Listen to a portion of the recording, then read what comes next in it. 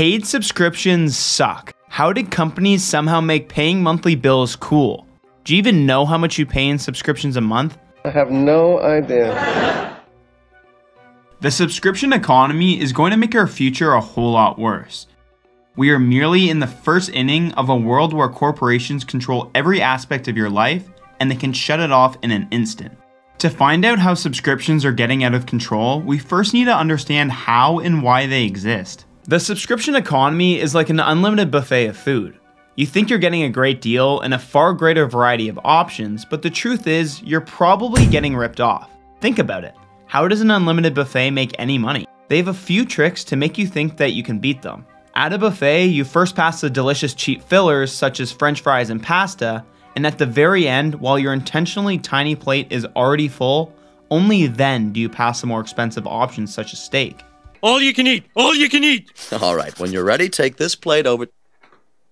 Please, don't take the steam tray! Content subscriptions like Netflix work identically to a buffet line, but in reverse. Netflix presents you right away with the most enticing blockbuster films. It appears endless, but if you continue scrolling, you'll quickly find, aside from a few big hits, the rest are much lower quality fillers. This sucks. Content subscriptions give the illusion of value through large libraries of content, but profit from only offering few of quality. This is only the tip of the iceberg of how subscriptions really aren't all that great. Companies that operate under a subscription model always start off with offering immense value that, compared to buying the competing product outright every time, seems like a better deal. That's a good deal. To be fair, it probably is, but over time, as more people sign up and the company needs to start making profit, the price goes up and the value of the offerings goes down. And like that gym membership that you still pay for and swear you'll start using again, they bank on a lot of customers not really using the service but still paying. The music industry has one of the clearest examples of how quickly everyone lost value under a subscription model. That's music industry speak for I suck.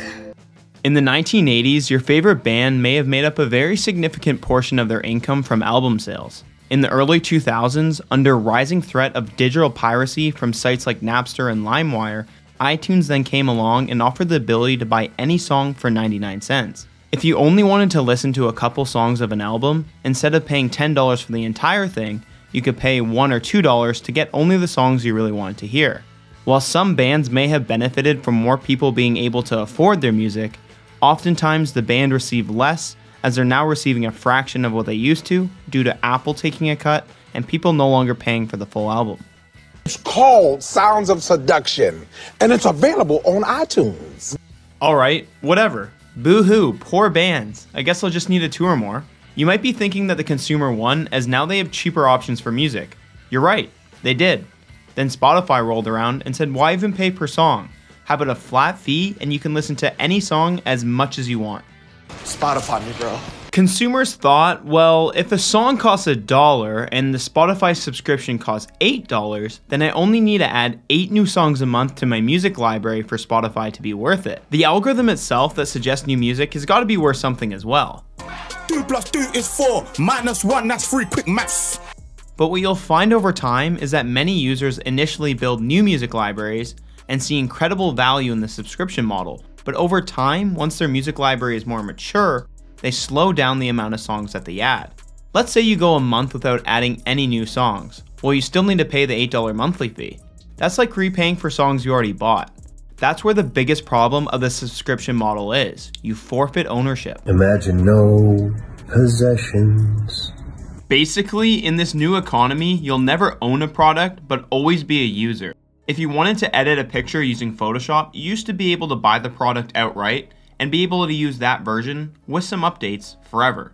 Adobe, the maker of Photoshop, noted that many of their customers use the software professionally or have licenses through their employer, so they can't really go without using the product. Therefore, by switching to a subscription model, they can continuously build them instead of just once. Software really excels under the subscription model because of how quickly technology improves. By no longer supporting a legacy product by stopping updates, the software will eventually break, given your operating system will keep updating and become incompatible. This is planned obsolescence with a hint of extortion. Why even have loyal customers when you can force that loyalty?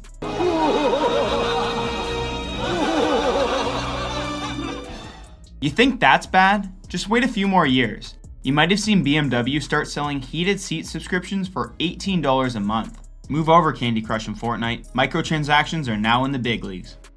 BMW claims this is so that they can build one car with all possible options already installed, instead of custom building each car individually to match certain specifications, thus reducing manufacturing costs.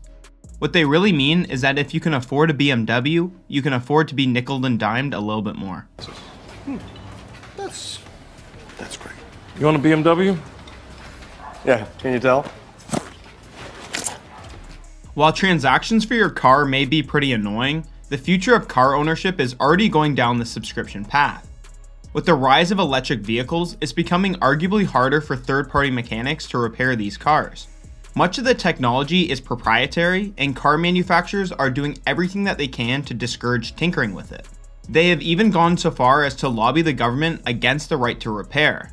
For the car companies, the future they hope is one where everyone leases an electric car with tons of customizable add-on features that can be activated at any time for a fee.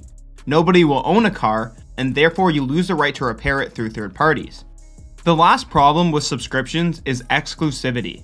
Most subscription companies have a competitor that offers a similar service, such as Netflix versus Hulu, Apple Music versus Spotify, and Xbox Game Pass versus PlayStation Plus.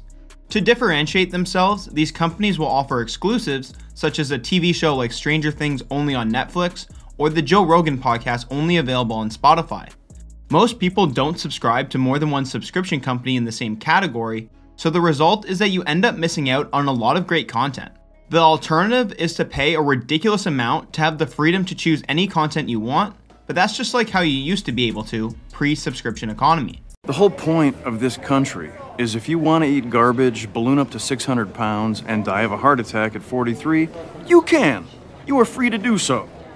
To me, that's beautiful. Besides the pursuit of squeezing more dollars from each customer, switching to the subscription model is for one major reason: sticky revenue, known as monthly recurring revenue. MRR is the holy grail for startups and now large enterprises as well. Accountants and investors want to see predictability, and when you sell a product outright, you can only get a rough estimate of how much they might sell in the future. But when you offer a subscription, that revenue is significantly more accurate. Subscriptions aren't all bad. In fact, a lot of them can be pretty great. It all depends on how much you use the service to determine the trade-offs from loss of ownership and repeat payments versus a one-time purchase. While subscriptions have a lot of problems and customers need to start fighting back against bad practices, there's one subscription that's always free and always worth it: subscribing to this YouTube channel.